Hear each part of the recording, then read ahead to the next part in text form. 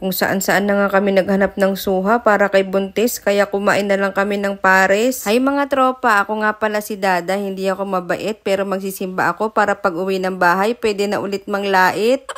Pagkatapos nga naming magsimba, bumili naman si Ninang Thea ng sibuyas. Ito nga palang mga sibuyas, dito mo lang mabibili sa may loob ng simbahan. Ito nga palang simbahan ay tinutulungan yung mga farmers sa Nueva Ecija. Yung mga mapagbebentahan nga nila dito ay diretso agad sa mga magsasaka. Kaya naman pala ang mura. Pagkatapos nga namin sa simbahan, dumiretso na kami dito sa may kalsada. Nagkikrave kasi si buntis sa may suha, kaya naman naghahanap kami kung saan may mabibilhan. Kaso sa sobrang traffic, dito na yata kami sa kalsada maghahapunan. Kakahanap nga namin ng suha na yan, napunta kami dito sa may paresan. Abay, nagutom nga ang aking mga constituents, kaya naman naisipan na muna naming maghapunan. Gustuhin man naming subukan yung pares ni Diwata, kaso hindi na kaya ng kumakalam naming sikmura. Sobrang layo nga pala kasi namin sa pwesto ni Diwata, mga 3 megabytes per hour yata yun.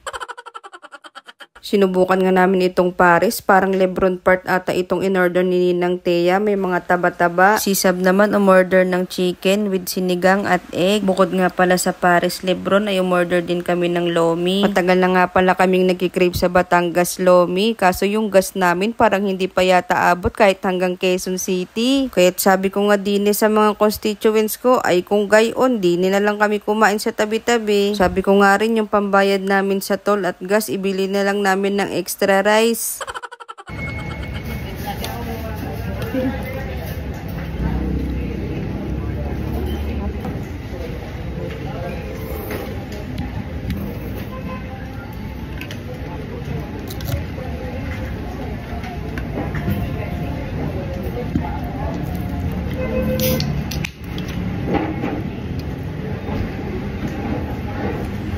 Sinubukan nga rin namin yung kanilang chop suey. Tikman nga natin, mukha naman siyang masarap.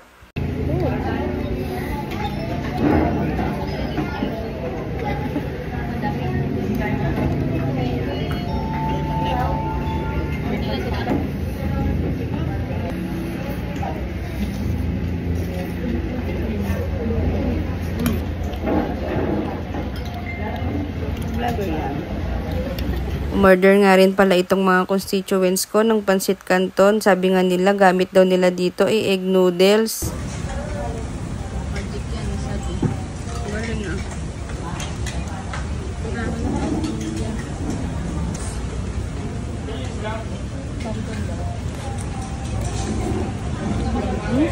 Nanlaki pa nga yung mata ko dito kasi nasarapan ako dun sa pansit canton, pero sa totoo lang meron siyang aftertaste. Alam niyo yung aftertaste ng mga noodles tulad nung Mickey, ganun siya. Pero buti na lang, sulit naman itong nabili naming Paris Lebron. Mukhang nasarapan naman si Ninang Thea sa kinakain niya. Sabi ko, tirahan namin yung aso at magti-take out kami ng sabaw, kaso nagulat ako, sinimot niya. Paano naman daw kasi, ulam pa lang, sabaw na. Ito nga palang isa naming constituent, tulala na, yun pala busog na. Sinimot ba naman yung buto-buto, manang-mana ka talaga kay Dada. Pagkatapos nga naming tumulala ay umuwi na kami dahil baka malimutan namin kung ano yung aming main hacienda, ang bumili ng suha. Ilang palengke ngayon na daanan namin, wala kaming makita, pero may nakita kong 2 pogi. Boy, 150! Inalok ko nga, sabi ko 150, kaso mga isnabero pala.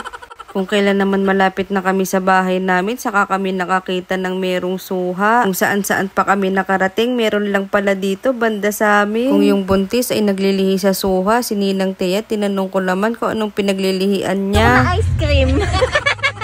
Abay, nabibilib naman ako dito sa bayaw ko at sa kapatid ko. Talagang mga mabubuting ama. Bigyan nga daw sila ng mga misis nila ng Father's Day Award. Kaya naman bumili na rin ako ng gusto ni Thea na ice cream. Baka sakaling bigyan ako ng award. Kaso ang sabi niya, bibigyan niya daw ako. Magpiprint lang daw siya yung pabigat award.